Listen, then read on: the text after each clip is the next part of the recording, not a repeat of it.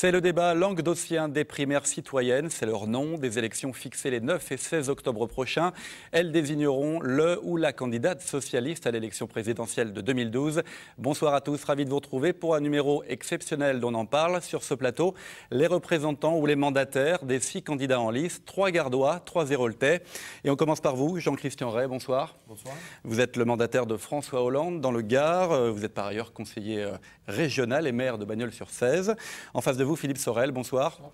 Mandataire héraultais de Manuel Valls, mais aussi conseiller général et adjoint au maire de Montpellier. Et puis Frédéric Lopez, bonsoir. Bonsoir. Mandataire pour l'Hérault de Jean-Michel Baillet. Vous êtes par ailleurs conseiller régional et chef de file départemental du Parti radical de gauche. Michel Elbaz, bonsoir. Bonsoir. Représentante d'Arnaud Montebourg dans le Gard et conseillère municipale d'opposition à Nîmes. Et puis Brahim Abou, bonsoir. Mandataire héraultais de Ségolène Royal, vous êtes conseiller municipal de la majorité à Montpellier. Enfin, Jean Grenier, bonsoir. Bonsoir. Représentant gardois de Martine-Aubry, vous êtes le trésorier de la Fédération socialiste du Gard. Alors, nous allons... Pendant ce débat, faire 3 parties dans cette émission. Nous aborderons un très grand nombre de thématiques, l'économie bien sûr, l'éducation, la sécurité, le développement durable et bien d'autres. L'objectif est d'aborder tous ces domaines, notamment avec une vision locale et régionale. C'est un débat et vous pouvez vous répondre directement, réagir aux idées, aux déclarations des uns et des autres. Pas tous en même temps, mais là je serai là pour faire la police éventuellement. Sachez que nous comptabilisons les temps de parole et que je ferai en sorte qu'ils soient le plus équitable possible. Une première question pour un premier tour de table que nous avons tiré au sort, cette première prise de parole. La question est la suivante. Quelle est la priorité de vos candidats respectifs? On commence par vous, Frédéric Lopez. Oui, merci. Dans le premier objectif du PRG de Jean-Michel Baillet, et il y en a 2.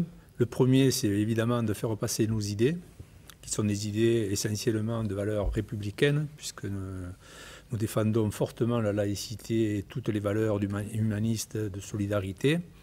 Et ensuite, évidemment, nous avons aussi dans ce débat la volonté de faire gagner la gauche, ça c'est notre grande priorité, et de faire barrage au Front National. Et ce que je peux regretter, et ce que le Parti radical regrette, c'est que l'ensemble des partis de gauche ne fassent pas partie de ces primaires. Et nous, en participant à ces primaires, on démontre notre loyauté envers la gauche en général et notre volonté vraiment de faire gagner la gauche au présidentiel. Aller au présidentiel pour le Parti radical, c'était enlever des chances à la gauche pour être au second tour, dont nous n'avons pas voulu prendre ce risque. Donc l'idée, c'est ça, c'est faire passer nos idées, parce que nous avons un programme unique, donc, qui est différent, puisque les 5 autres sont des candidats qui ont tous sur la même base du programme socialiste. On va parler des programmes, bien sûr. Mais nous avons un programme unique, donc c'est faire passer ce programme et surtout défendre que tout soit fait pour que la gauche puisse l'emporter au présidentiel. Jean-Christian Ray, la priorité de François Hollande dans cette primaire?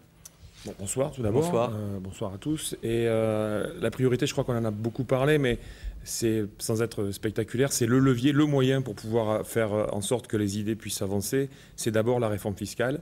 Cette réforme fiscale qui fait, en gros, rétablir la vraie progressivité, en tout cas de l'impôt, dès le premier euro jusqu'au dernier, rétablir un certain nombre d'équité fiscale et de progressivité sur les revenus du travail comme sur les revenus du capital, avoir donc des nouvelles marges de manœuvre pour mettre en place ce que nous appelons l'espérance finalement, c'est-à-dire mettre au cœur la jeunesse, avec notamment, mais je pense qu'on y reviendra tout à l'heure, le contrat de génération avec l'idée de ce compagnonnage finalement où une entreprise qui garderait quelqu'un jusqu'à la retraite pour avoir le taux plein pourrait en même temps embaucher en CDI un jeune de moins de 25 ans et les deux associés pourraient justement ce transfert d'intelligence et de savoir-faire des plus anciens jusqu'aux plus jeunes, ce qui manque aussi pour pouvoir être exonérés de charges sociales, ce qui leur permettrait d'être incitatif pour les entreprises. Vous êtes déjà dans les mesures concrètes, on y reviendra évidemment tout au long de ce débat.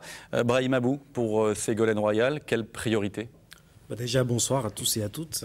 Permettez-moi déjà de saluer l'excellente initiative de votre télévision, TV Sud, parce que, pour ne pas faire long par rapport aux primaires, ça manque de communication, ça manque de pédagogie, et je crois qu'à travers une télé régionale comme ça, pouvoir parler des primaires à nos concitoyens. C'est une très belle initiative. La priorité de Ségolène Royal, hein, question simple, je vais vous répondre simplement, c'est vraiment faire en sorte de réduire la dette de la France, qui est aujourd'hui catastrophique, en relançant l'activité économique, bien sûr, afin de favoriser le pouvoir d'achat des citoyens français. Parce qu'aujourd'hui, on est dans une misère sociale dans certains territoires qui fait qu'on se doit d'être très réactif. Jean Grenier, pour Martine Aubry, qu'est-ce qu'il faut faire en premier? Bonsoir. Bien, c'est tout d'abord la prise en compte de la situation économique et sociale que nous trouverons au printemps 2012, avec l'ardente exigence de s'attaquer à l'endettement de la France, donc s'engager vers le désendettement, mais en laissant une perspective d'avenir pour toutes les catégories de la population qui se paupérisent, qui souffrent, et donc dégager en même temps des moyens pour assurer une relance et pour ne pas tomber dans la récession dans laquelle nous sommes.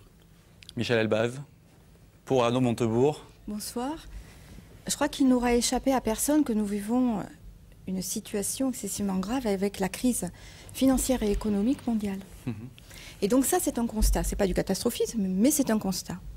Donc Arnaud Montebourg a pris ce constat et a construit effectivement un programme pour les présidentielles qui tourne autour de ce qu'on appelle le concept de la démondialisation. Et donc les premières mesures qu'il prendra, il l'a dit, les premières mesures, c'est effectivement mettre les banques sous tutelle. Il le dit très bien d'ailleurs quand il nous explique que la crise que nous vivons, la crise financière et économique mondiale que nous vivons, elle est due en partie parce que les politiques, les gouvernants, les États n'ont plus eu les manettes pour pouvoir prendre des décisions politiques. C'est la finance, ce sont les banquiers qui ont pris ces manettes-là et qui agissent un peu de manière un peu dictatoriale vis-à-vis des gouvernants et vis-à-vis des États. Donc il faut reprendre la main. Il faut que les gouvernants reprennent la main. Et donc il faut recréer des outils politiques pour que les gouvernants puissent faire de la politique. Et qu'on ne nous dise plus, droite-gauche c'est pareil, puisque de toutes les façons, des gouvernants de droite ou des gouvernants de gauche ne peuvent plus faire de la politique, puisque tout se fait à la corbeille. Donc en premier, si vous voulez, les priorités, c'est effectivement que les politiques reprennent la main, notamment en mettant les banques sous tutelle. Philippe Sorel, pour Manuel Valls, il a beaucoup parlé effectivement de sortie de ce problème de dette. C'est une priorité aussi pour lui? Écoutez, tout d'abord, moi je voudrais me féliciter sur deux choses. D'abord, l'organisation de ces élections primaires citoyennes, qui sont un exemple pour le pays que donne le Parti socialiste. Au départ, les gens n'étaient pas tellement convaincus, y compris les militants. Ils pensaient que ça allait déborder, qu'il y aurait une tenue exécrable des candidats. Et on s'aperçoit que la primaire est un extraordinaire moteur pour la citoyenneté, la participation à les élections présidentielles. Donc, premier motif de satisfaction. Deuxième motif de satisfaction, notre victoire au sénatorial. Je ne peux pas la passer sous silence. J'allais y venir. Et troisième point, la priorité de Manuel Valls, elle est claire. C'est dire la vérité aux Français. C'est-à-dire, véritablement, expliquer le monde tel qu'il est et non faire croire toute une série de rêves qui sont impossibles à régler. Donc, c'est une vision très pragmatique de la politique. Il est maire d'une ville de la couronne parisienne, il est député et il sait de quoi il parle lorsqu'il s'adresse aux Français dans leur vie quotidienne. Alors, pendant cette campagne des primaires qui n'est pas terminée, hein, le premier tour c'est le 9 octobre prochain, on a beaucoup parlé du contexte économique, hein, vous avez évoqué la fiscalité tout à l'heure, on va y revenir en détail. Vous êtes sur ce plateau presque tous élus locaux, alors lors des élections sénatoriales, justement, on a vu la rébellion, entre guillemets, des grands électeurs contre le gouvernement, mais la crise est là. Est-il donc tabou, je me pose une question, de demander un effort financier supplémentaire aux collectivités locales?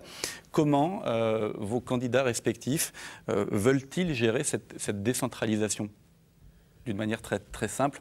On va commencer avec Frédéric Lopez. Oui, déjà, je pense qu'il ne faut pas forcément taxer les collectivités territoriales au-delà. Elles sont déjà bien taxées. Mais surtout, je pense que l'État, le gouvernement, doit travailler avec les collectivités territoriales et de façon à tout le monde tire dans le même sens. Le problème aujourd'hui, c'est que les collectivités territoriales, puisqu'il s'agit des collectivités territoriales, ne travaillent pas forcément dans le même sens. Elle est même souvent contrariée par le gouvernement, et ce n'est pas une bonne chose. En termes de dynamique, il faut que, si on gagne, et que la gauche gagne, ce que j'espère de tout cœur, les collectivités territoriales soient des alliés qui soutiennent la politique gouvernementale. Voilà. Et moi, je pense que ça, c'est très important si on veut réussir. Il faut que les 22 régions et l'ensemble des départements, s'il en reste encore, mais bon, je pense que pour l'instant, ils y sont toujours. En tous les cas, l'ensemble des collectivités territoriales puissent travailler de façon honnête, libre avec l'État. Il y a un effort financier à faire supplémentaire de par les collectivités locales. Il y a une réforme évidemment qui a aussi créé la difficulté, la réforme des collectivités annoncée par Nicolas Sarkozy, qui se fera ou qui ne se fera pas. En tout cas, ça s'est retrouvé aussi un petit peu dans les élections sénatoriales. Les élus, les grands électeurs se sont trouvés attaqués. Il faut demander encore un effort. Est-ce que c'est jouable de demander un effort financier supplémentaire aux collectivités, Brahim Abou? Demander aux collectivités, je ne pense pas que ce soit aux collectivités. Il n'y a pas de levier? Est-ce qu'ils ont encore des leviers financiers? Il n'y a pas de levier. Quand on voit aujourd'hui avec la crise financière, les emprunts, notamment certaines communes qui ont emprunté auprès de Dexia, je veux dire, elles sont asphyxiées. Qui dit demander plus aux collectivités territoriales, automatiquement, elles vont se retourner vers leurs concitoyens. Donc, je pense qu'aujourd'hui, j'en ai parlé dans mon introduction tout à l'heure, la priorité, c'est de donner du pouvoir d'achat à travers les collectivités aux concitoyens français. Et ce n'est pas en rajoutant des impôts ou une taxe supplémentaire qu'on va contribuer à ce fameux pouvoir d'achat. Donc, je pense qu'aujourd'hui, en tout cas, la position de Ségolène Royal, que moi, je partage entièrement, il est hors de question de demander des efforts supplémentaires aux Français. Je pense que de l'argent, il y en a, il faut savoir aller le chercher. Parce que quand il s'agit de faire une réforme fiscale pour aider les riches, je pense notamment au bouclier fiscal, là on s'est trouvé de l'argent. Donc je crois que c'est plus gérer l'argent qu'on a intelligemment, chose qui n'est pas faite aujourd'hui. Michel Elbaz, sur cette question financière, d'efforts financiers. Je suis d'accord avec Brahim. Si on demande encore un effort aux collectivités territoriales, ça veut dire que l'on demande un effort aux citoyens. Voilà. Et les citoyens, je crois qu'ils ne peuvent plus faire d'efforts. Par contre, effectivement, vous avez tout un système financier ou les banques qui peuvent faire des efforts. Parce que si on est dans une situation de crise aujourd'hui, c'est à cause des banques et à cause du système financier. Donc si, en premier lieu, il y a quelqu'un qui doit payer, c'est bien les banques et le système financier. On parlait, Brahim le disait très justement, parce que moi aussi je fais partie de ces villes que Libération a pointé du doigt concernant les emprunts toxiques.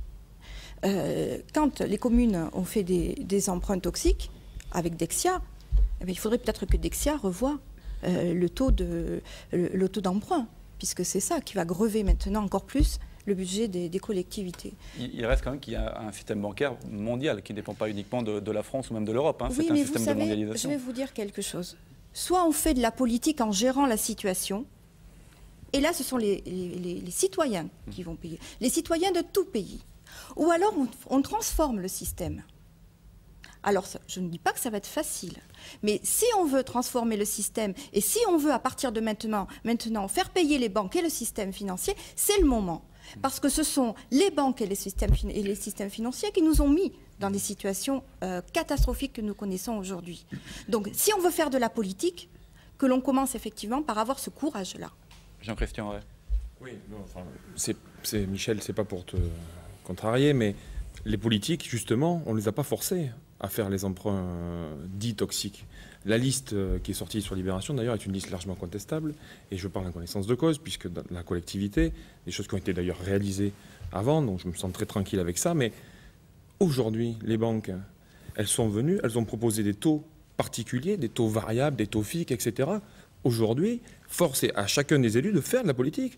Quand je suis arrivé dans ma collectivité, il y avait 60% de taux variables, 40% de taux fixes. Aujourd'hui, on est à moins de 25% en taux variables. Donc, personne ne nous a forcé les uns avant et les autres après. Donc, les banques, c'est sans doute pas des sponsors. Il faut mettre des règles, ça c'est sûr. Mais la politique, on en fait tous les jours. Donc, aujourd'hui, je crois que c'est important de ne pas non plus cacher les responsabilités. Les élus qui ont signé ces emprunts toxiques savaient ce qu'ils faisaient. Donc après, à eux de prendre leurs responsabilités. Je vais revenir quand même par rapport au Sénat. Ce que vous disiez tout à l'heure, je crois que ce qui s'est passé au Sénat, et vous avez tout à fait raison, c'est extraordinaire et c'est historique. Et on paye, la droite a payé le prix d'une mauvaise décentralisation. La décentralisation de 82 était une bonne décentralisation. Aujourd'hui, quand on décentralise des charges et qu'on ne décentralise pas les moyens pour les réaliser, ça donne deux solutions aux collectivités. Ou bien vous supprimez le service rendu au public, ou bien vous augmentez les impôts. Mais ça, cette contrainte-là, elle est imposée par l'État Sarkozy, par le gouvernement Sarkozy, par la droite. Elle est subie par les collectivités. Et aujourd'hui, on s'asphyxie.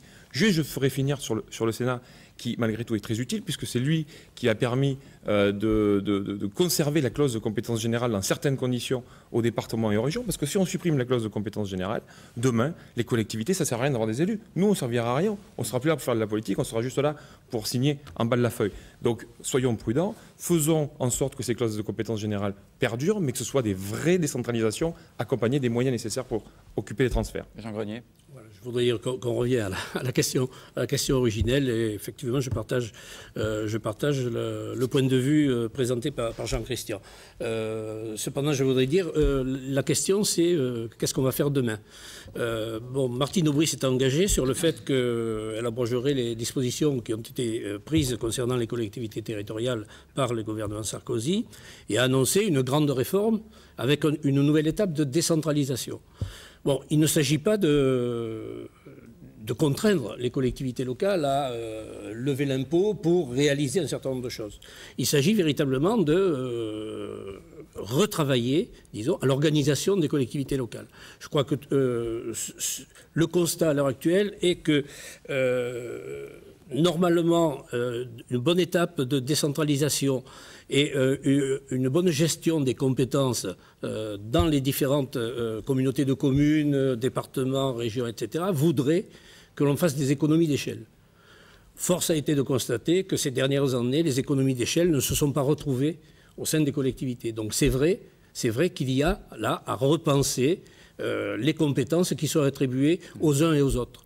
Et c'est pas un secret que de dire que la région, le département, parfois les agglos traitent à peu près des mêmes compétences. Et il s'agit de mettre de l'ordre là-dedans. Donc Martine Aubry a annoncé effectivement une conférence de révision là-dessus, avec plus de pouvoir donné effectivement aux collectivités locales, aux régions, etc. Parce que pour nous, le moteur de la croissance de demain, du développement, passe par des collectivités qui sont proches du terrain et qui peuvent mieux faire que l'État central. Philippe Sorel, pour finir le tour de table, quelle décentralisation pour demain et puis avec quels moyens? Ouais, si on veut donner à la France des chances d'être rapidement un pays moderne tourné vers l'avenir, il faut passer à une nouvelle étape de la décentralisation, mais une vraie décentralisation. Celle qui propose aux collectivités territoriales, aux collectivités locales aussi, les moyens d'action possibles. Les régions, les grandes agglomérations, il faut être réaliste. Il faut être réaliste. Et le vrai problème, c'est qu'aujourd'hui, on se retrouve dans un millefeuille incroyable qui n'a qu'un seul but, générer des pertes en ligne qui ne sont pas favorables à une France durable, à une économie maîtrisée et à une activité économique préméditée et organisée pour une croissance du pays. Je vais vous prendre un petit exemple régional, très rapide. Aujourd'hui, vient de décéder, il y a quelque temps, Racine, Monsieur Racine, celui de la mission Racine, qui a aménagé le littoral. Aujourd'hui, sommes-nous capables politiquement, pas économiquement, mais peut-être on peut se poser la question aussi, mais politiquement, sommes-nous capables d'aménager un littoral comme celui de la Méditerranée dans les années 60 ? Port-Camargue, la Grande-Motte, Gruissan, le Cap d'Agde. Sommes-nous capables de faire un projet d'intérêt général de cette nature? Eh bien, personnellement, je ne le crois pas. Lorsqu'on voit les problématiques liées aux aménagements des voies ferrées, liées aux aménagements des autoroutes, liées aux grands aménagements d'intérêt généraux, eh bien, j'ai la sensation qu'avec Nicolas Sarkozy, nous avons reculé. Bon, on va faire une très courte pause dans ce débat et on se retrouve dans un instant.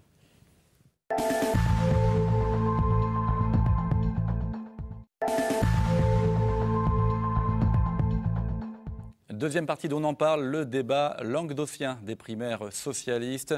On continue dans le domaine économique. des primaires à gauche. Hein. Il y a aussi le Parti radical de gauche qui est représenté évidemment sur ce plateau. Économie, on est dans une région pauvre, hein, Languedoc-Roussillon, il faut le rappeler. Que faire justement pour l'emploi? Quelles sont les mesures à adopter? Quelles mesures aussi annexes? On a beaucoup entendu pendant la campagne des primaires, certains veulent relocaliser, vous en avez parlé tout à l'heure, Madame Elbaz. Concrètement, dans une région comme la nôtre, particulièrement en difficulté, que faut-il faire pour l'emploi, Brahim Abou? Ce qu'il faut faire, c'est déjà aider ceux qui créent le plus d'emplois, contrairement à ce qu'on pense. Donc je pense aux PME et aux TPE. Donc déjà, Ségolène Royal s'engage dès le lendemain de son élection à faire un Grenelle par rapport aux PME, pour aider les PME à se développer.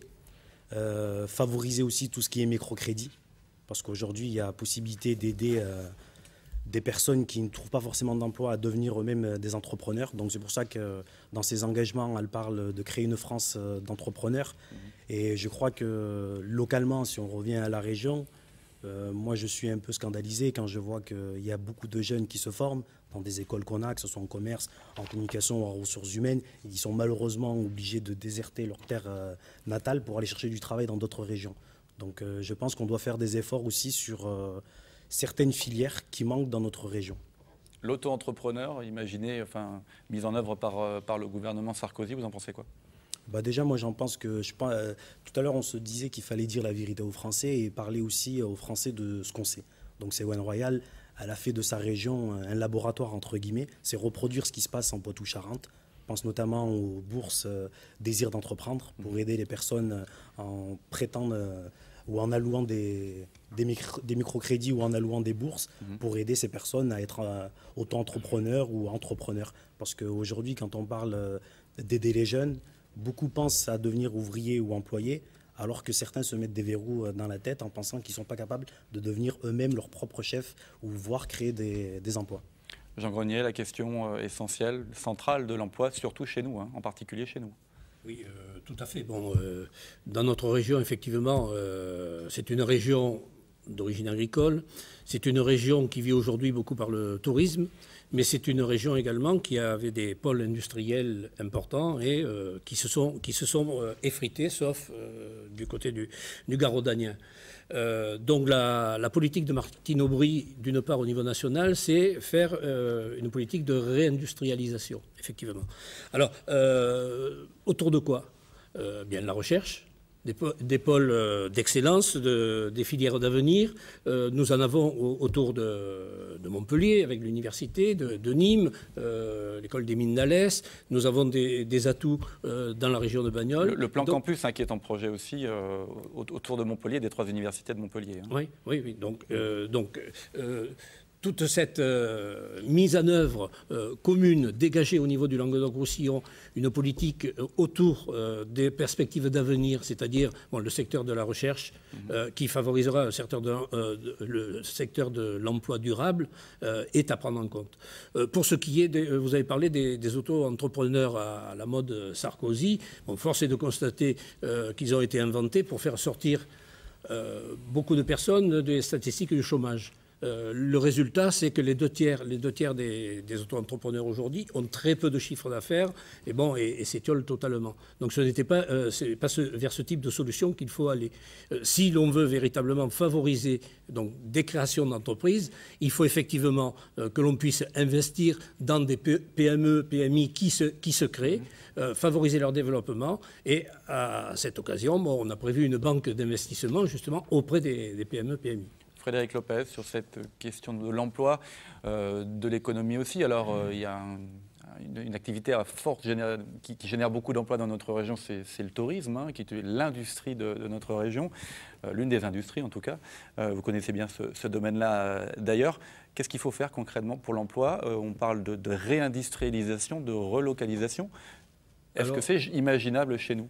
Alors, déjà, au niveau de Jean-Michel Baillet, sur le tourisme en général, mais ce qui nous concerne, nous, le régional, c'est pas normal que dans un État où on est quand même la première destination au monde, on n'ait pas un vrai ministre du tourisme et qui s'occupe que du tourisme. Déjà, c'est une lacune que je trouve vraiment impardonnable. Et ensuite, au niveau, donc, on a besoin de l'État pour nous aider aussi pour le tourisme, parce que tous les problèmes que nous avons de TGV, de lignes TGV, d'autoroutes, tout ça, c'est l'État qui doit le financer, et c'est quand même des choses qui favorisent le tourisme. Et le vrai problème du tourisme dans cette région, quand vous dites création d'emplois, il crée des emplois, oui, mais des emplois précaires, des emplois saisonniers. Des vrais professionnels du tourisme ne cherchent pas du travail. Les professionnels vous disent on a du mal à trouver des professionnels. Mais un vrai professionnel du tourisme, il ne veut pas accepter un emploi de 3 mois au SMIC, ce n'est pas possible. Donc les jeunes qu'on forme dans la région, puisque nous avons des écoles de tourisme, s'en vont ailleurs. Et on recrute localement les gens qui sont en difficulté, des étudiants, choses comme ça. Bon, à la marge, hein, mais c'est un peu ça. Et si on veut faire des vrais emplois, et ce qu'on appelle les emplois à l'année dans le tourisme, il faut allonger les saisons. Alors tout le monde en parle depuis des années de cet allongement de saison, mais personne ne se donne les moyens. Tout à l'heure, tu as parlé de la mission Racine, qui est une fameuse mission, sauf qu'on leur a mis aux maires de ces communes, et ça a changé de gauche à droite, ce n'est même pas le problème. Le problème, c'est que ces maires ont hérité de stations touristiques clés en main, et ils en sont restés là. Ils n'ont pas fait évoluer. Aujourd'hui, que ce soit n'importe quelle grosse station, que ce soit pour Camargue, la Grande Motte ou le Cap d'Agde ou les autres, ils sont restés, on leur a donné un joujou, et ils ne s'en servent que pour l'été. Alors qu'on a une région riche en patrimoine où il faut développer tout le secteur patrimonial pour faire du tourisme à l'année. Jean-Christian Ray, sur cette problématique emploi de façon assez vaste. J'ai envie de vous dire, de commencer en vous disant que tout est lié, et notamment avec le sujet précédent. Quand on quand on parle de décentralisation, à l'époque, il n'y a pas si longtemps que ça, quelques années, 80% des investissements, c'était les collectivités territoriales qui les produisaient. Ce qui signifie derrière de l'emploi pour les entreprises, et qui dit du travail pour les entreprises, donc de l'emploi pour la main-d'œuvre. Aujourd'hui, on est déjà plus près de 70%. On a perdu 10 points de croissance au niveau de l'investissement. Après, bien sûr, les exemples locaux. Nous, ici, au niveau régional, les parcs régionaux d'activité économique, pour avoir des transferts de technologie. Tu parlais tout à l'heure du Gard-Rhodanien, effectivement, où on a de la recherche autour du nucléaire. Peut-être qu'on en parlera tout à l'heure, qu'on en dira quelques mots, où il faut se servir de ce savoir-faire là, parce qu'il est aussi porteur d'emploi sur le démantèlement. Pour aller sortir du tout nucléaire dans une perspective, c'est aussi producteur d'emploi si on sait le faire avec intelligence. Donc, se servir des exemples locaux. Sur la région, bien sûr, le tourisme. Je pense que tout le monde est conscient de ces atouts-là. Et là, ce que je disais en introduction première, par rapport peut-être aux autres, parce qu'on est globalement d'accord sur ces sujets-là, peut-être pas sur le nucléaire, c'est sur le contrat de génération où François Hollande veut monter ce dispositif particulier de compagnonnage entre les plus anciens qui quitteraient l'entreprise et qui transféreraient leur savoir-faire aux plus jeunes en étant exonérés de charges sociales pour pouvoir garantir l'emploi des moins de 25 ans. Aujourd'hui, 90% de mes rendez-vous dans mes permanences, ce sont des jeunes, et même pas que des jeunes d'ailleurs, pour de l'emploi et pour de l'emploi. Ça doit être notre priorité. Philippe Sorel, l'emploi, un élément central de la politique de votre candidat, mais bon, aussi des autres prétendants. On peut rapporter les problématiques de la région Languedoc-Roussillon à d'autres problématiques d'autres régions. J'ai visité la ville d'Évry avec Manuel Valls à plusieurs reprises. Nous avons visité les zones d'activité, le fameux Génopole et l'ensemble de tous les établissements scientifiques de recherche autour du génome humain. Et je le mets en relation directe avec l'ensemble des nouvelles technologies, de la recherche qui concerne l'environnement, les sciences de l'eau qui se trouvent à Montpellier notamment, et les sciences du vivant, l'agronomie, je pourrais toutes les énumérer, et pas qu'à Montpellier d'ailleurs, dans toute la région. Mais l'essentiel de l'emploi créé, il est créé par les entreprises. Et le vrai problème, c'est comment doit-on faire pour attirer l'installation de nouvelles entreprises? Et là, moi je dis que, et je reviens à la question précédente, les infrastructures sont fondamentales en Languedoc-Roussillon et elles manquent. Les infrastructures de haut niveau, qu'elles soient aéroportuaires, qu'elles soient ferroviaires. La ligne à grande vitesse met du temps à arriver. Mais bien sûr. Le doublement de l'autoroute A9, ça fait 20 ans que nous le discutons. Le lien au nord de Montpellier pour finir la ceinture nord, ça fait 25 ans qu'il est commencé, qu'il n'est pas terminé. On ne parle plus de l'ouest d'ailleurs de Montpellier. Moi je dis la vérité, comme Manuel Valls l'a dit aux Français, moi je l'ai dit aux Montpelliérains. Donc ça demande un courage politique que de faire passer des projets comme ça, mais accrochés à ces projets-là, eh bien, il y a l'installation des entreprises, parce que les chefs d'entreprise, ils ont besoin d'avoir à disposition des TGV, des avions, des moyens de transport rapide, des parcs d'activité. Et c'est avec cela qu'on peut construire de l'emploi durable. Je reviens sur les propos de Frédéric Lopez. Effectivement, dans le programme des élections régionales, et je n'y suis pas pour rien, la région a installé dans son livre créé par la mission dite Constantin, la mission Racine 2, qui a justement, pour le tourisme, cet effet-là, c'est-à-dire de proposer toute une série d'aménagements au niveau du territoire régional qui vont favoriser l'explosion du tourisme, je l'espère, dans les années à venir. Un mot rapide, pour Frédéric étayer Lopez. ce que vient de dire et ce que j'ai dit, Oui. la preuve que ça peut marcher, le tourisme l'année, c'est Montpellier. C'est pas normal que ce soit la seule ville du Languedoc-Roussillon où il y a du tourisme à l'année, On où s'y les attendait hôtels pas sont pleins forcément, à effectivement. l'année. Alors que des villes, il n'y a rien contre personne, mais Nîmes, Carcassonne, Narbonne, qui avaient des richesses patrimoniales, n'ont pas su faire Qui en du ont tourisme toujours. à l'année. Michel Elbaz, justement, sur cette question de... Oui, on revient à l'emploi, hein, mais... Oui, mais aussi à l'économie. Oui, j'écoutais effectivement ce que disait Jean-Paul Lopez, Frédéric Lopez, pardon.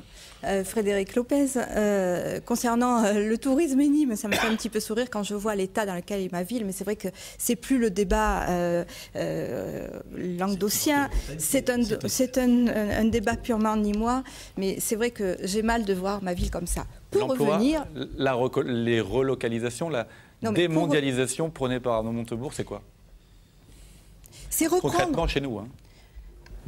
Je vais vous dire, l'un des combats d'Arnaud Montebourg, c'est effectivement de faire comprendre que le concept de la démondialisation est transposable partout, notamment chez nous et en Europe. Parce que, attention, quand on parle de protectionnisme, on lui reproche beaucoup ce terme de protectionnisme, ce qui a été évoqué, voilà, en lui disant mais vous faites comme Marine Le Pen, pas du tout. C'est un protectionnisme européen, d'accord? Et c'est un protectionnisme européen qui s'attache à taxer la déloyauté de certains États. Notamment certains États qui font travailler les enfants ou qui font des produits qui ne sont absolument pas écologiques. Si je vous dis ça, c'est pour revenir à notre débat sur la réindustrialisation, puisque vous nous avez posé la question sur la réindustrialisation. Rapide, s'il vous plaît. La réindustrialisation, pour Arnaud Montebourg, c'est la révolution industrielle verte. Et je trouve mais vraiment insensé dans notre région qu'il y a tout.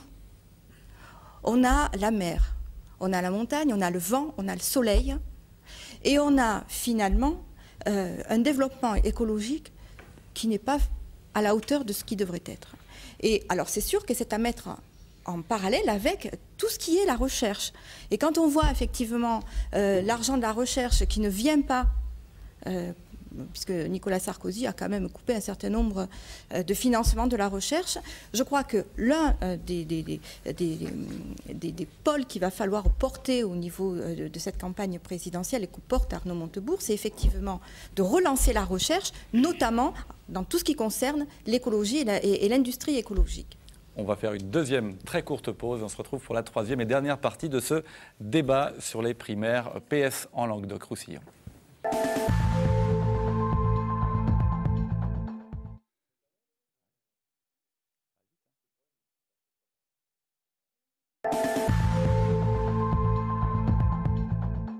Troisième et dernière partie de ce débat languedocien des primaires citoyennes. Un thème important, l'éducation, classe surchargée, suppression de postes. Que faut-il faire? Est-ce qu'il faut, Jean-Christian Ray, embaucher massivement des enseignants, comme ça a été dit pendant cette campagne par certains candidats, et notamment François Hollande? Alors, ce qui a été dit, c'est qu'il faut, c'est pas massivement, c'est un plan de 60 000 sur 5 ans, c'est-à-dire 12 000 par an, et pas que des enseignants. Aujourd'hui, vous savez, tout à l'heure, vous vouliez aborder le thème de la sécurité. Aujourd'hui, dès la maternelle ou le primaire, on a des instituteurs qui sont capables de détecter, de dire cet enfant a un comportement X ou Y. Donc derrière, on a normalement des psychologues, des équipes pédagogiques qui sont capables de les suivre et de les prendre en charge. Aujourd'hui, sur une zone que je connais, il y a eu 300 cas l'an dernier, il y en a 100 qui ont été suivis. On a un manque de moyens dans le service rendu au public et dans le service public. Et dans l'éducation nationale, ce n'est pas que des professeurs, ce n'est pas que des instituteurs, c'est aussi ça, mais c'est l'ensemble de l'équipe pédagogique. Et oui, ça, c'est de l'investissement pour le futur. Et ça, aujourd'hui, c'est une véritable urgence. Brahim Abou, sur la question essentielle de l'éducation. Comme dit Ségolène Royal, l'éducation est toujours l'éducation. C'est vraiment généraliser le soutien scolaire qui devienne gratuit. C'est sans vouloir créer des dizaines de milliers d'emplois d'enseignants qui ont été supprimés, parce que c'est un coût, Il faut être honnête aussi, on parlait tout à l'heure de dire la vérité, il faut toujours dire la vérité. C'est dans certaines classes, dans certains endroits où il y a vraiment besoin d'un deuxième adulte, et ben là ça sera mis en place. Parce que je crois qu'aussi il faut donner les moyens là où il y a plus besoin. Et je pense notamment aux zones d'éducation prioritaire. Je pense au RASED, parce qu'à force de dire les zones d'éducation prioritaire, on pense qu'on aura tout le temps donné le plus. Et je vois qu'aujourd'hui, c'est les endroits où il y a besoin de mettre plus les moyens pour que l'éducation soit vraiment un résultat et pas que des slogans qu'on lance comme ça, quoi. Jean Grenier. Oui, après le détricotage de l'éducation nationale par 10 années de pouvoir de droite, comme ils l'ont fait d'ailleurs dans d'autres domaines, hein, la protection sociale en particulier, Martine Aubry offre une méthode. Nous croyons que nous pouvons reconstruire une éducation nationale qu'en partenariat avec les syndicats et les parents d'élèves. Et donc elle propose un nouveau pacte éducatif pour 5-10 ans. En rétablissant en premier lieu la formation des enseignants. Nous savons bien, la proposition de François Hollande qui est effectivement, gérable, il suffit de le voir au niveau du budget de la nation. L'embauche, par exemple, dès la première année d'un certain nombre d'enseignants, c'est faire ce que fait Sarkozy en ce moment en mettant des enseignants qui ne sont pas du tout préparés à être dans les classes.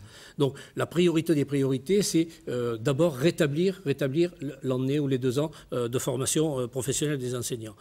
La possibilité de scolarisation à 2 ans dans des secteurs, pas généralisés certes, à 3 ans oui, mais dans des secteurs où l'on en a besoin, en fonction des publics qui se trouvent dans ces secteurs-là. Ça, c'est la priorité des priorités concernant l'éducation. Frédéric Lopez, sur cette question de l'éducation. Oui, peut-être pas tout a été dit, mais moi j'adhère avec ce qui vient d'être dit. Mais quand même, il faudrait arrêter chaque, je ne sais pas combien, de faire des réformes sur réformes, et puis finalement on voit le résultat. Si mardi dans la rue, les enseignants étaient dans la rue, je pense que les enseignants sont des gens sérieux. D'ailleurs, à noter qu'il n'y avait pas que le public, il y avait aussi le privé. Donc ça prouve bien, ça dénote bien un vrai malaise dans l'enseignement en général. Donc effectivement, il faut recruter ce qu'il faut. Et effectivement, comme tu l'as dit, pas forcément des enseignants, bien qu'il en faille, mais aussi dans tout le personnel d'encadrement. Voilà. Donc, moi je trouve que là, alors, on est vraiment court sur ce plan-là en France. Très rapidement, Philippe Sorel, puis Michel Elbaz, sur cette question d'éducation, si on veut traiter un autre thème juste derrière. Oui, d'accord. De façon générale, avec tout ce que nos collègues ont indiqué dans leurs propos, simplement pour donner 2 petits éclairages supplémentaires. Nicolas Sarkozy, pendant la durée de son mandat, a détricoté le tissu social, pièce après pièce, avec des lois extrêmement antisociales, et l'école est la première victime. Les RASED n'en sont qu'un exemple, la destruction des RASED et du suivi social pour les enfants les plus fragilisés. La deuxième chose, qui est du domaine de la prospective, il faut veiller à fabriquer des nouvelles villes mixtes qui évitent les ghettos, où toutes les conditions soient réunies pour que les quartiers soient composés d'accession à la propriété, de logements libres et de logements sociaux, de telle sorte que la ville soit mêlée, métissée, et puisse ainsi fournir des classes qui soient extrêmement à la fois mixtes, mais aussi, je dirais, tout à fait gérables en termes d'effectifs et de suivi. Michel Elbaz. Sur le site arnaudmontebourg2012.fr, vous trouverez en ligne le livre qu'Arnaud Montebourg a écrit. Il y a 150 pages, donc vous verrez effectivement les propositions qu'il fait pour l'éducation. C'est dire qu'effectivement, c'est une priorité pour Arnaud Montebourg, l'éducation. Simplement, un point, pour ne pas répéter tout ce que les autres intervenants ont dit, il propose de mélanger des bons élèves et des mauvais élèves, des élèves en difficulté et des élèves qui ne le sont pas. Parce qu'il est démontré dans les autres pays que ça fait monter tout le monde. Or là, nous sommes dans un pays où malheureusement, nous avons des classes qui sont un petit peu des établissements scolaires qui sont ghettoisés. Donc pour éclater cette ghettoisation, il serait bien effectivement de mélanger tous les élèves. en difficulté ou pas. On va passer à un autre thème parce que l'émission avance. La sécurité a été un élément qui a été abordé pendant cette campagne qui continue des primaires PS. Alors, on avait l'impression, effectivement, jusque-là, que la sécurité était un sujet réservé à la droite. Est-ce que c'est un sujet tabou à gauche? On n'avait pas forcément, on commence à parler de sécurité, hein, certains comme Manuel Valls notamment, ça lui a été un petit peu reproché à un moment ou à un autre, on va en parler. Jean-Christian Rey, est-ce qu'on peut parler de sécurité quand on est de gauche et de quelle manière on gère cette question de la sécurité importante, puisqu'on est toujours dans des chiffres qui sont en augmentation constante, notamment chez nous, dans notre région? Alors d'abord sur le sujet, je pense qu'il y a plusieurs choses. On ne peut pas parler, on doit parler. Il n'y a pas de sujet tabou, quel que soit le sujet, et j'aurais aimé d'ailleurs qu'on en développe beaucoup plus aujourd'hui. Sur la sécurité, je pense on a beaucoup parlé de vérité autour de la table, mais la vérité, ce qui pourrit la vie aux gens, c'est pas le grand banditisme, c'est pas les trafics, je ne sais quoi, qui certes alimentent. Aujourd'hui, ce qui pourrit la vie aux gens, ce sont toute une série d'incivilités, de choses qui sont extrêmement difficiles à vivre. Tu parlais effectivement de mixité dans les quartiers, mais la première question à se poser, c'est est-ce qu'on aurait envie pour nous ou nos enfants d'y vivre? Si on répond oui, la mixité, elle se fera toute seule. Donc il faut qu'on rende des choses attractives pour donner envie aux gens d'y être. Sur la sécurité, ce qui compte aujourd'hui, c'est que la police fait relativement son boulot. La justice a été dépouillée de toutes ses forces. Le service public de la justice doit être renforcé pour que derrière, il y ait une conséquence à l'arrestation, qu'il y ait des peines adaptées et comprises. Juste 30 secondes. Sur Jospin, à l'époque de 97, on avait monté des choses où, dans les prisons, il y avait des suivis sur les victimes et sur les coupables. Et il y avait un vrai travail, parce que derrière, les gens se recroisent dans la rue. C'est ce travail-là, ça demande de l'argent, des moyens, mais encore une fois, du vrai service public. Brahim Abou. Oui, alors moi je vais revenir sur un thème qui très rapidement. L'encadrement militaire éducatif, où Ségolène Royal a été très caricaturé là-dessus. Je vois que le président de la République réfléchit aussi à le mettre en place. C'est une alternative à la prison. Ségolène Royal, elle en fait une priorité, il sera mis en place immédiatement. Après, c'est redéployer aussi certains policiers qui sont aujourd'hui pas bien redéployés dans le territoire. C'est remettre aussi une police de proximité qu'on a supprimée, que nous on appelle la police judiciaire de quartier, pour qu'il y ait une réconciliation entre les habitants, et je pense notamment aux habitants des quartiers populaires et ces policiers. Et c'est enfin réformer les prisons pour pas que ça devienne une école de la récidive. Philippe Sorel, très rapidement, 15 secondes, 20 secondes, après on va passer aux conclusions.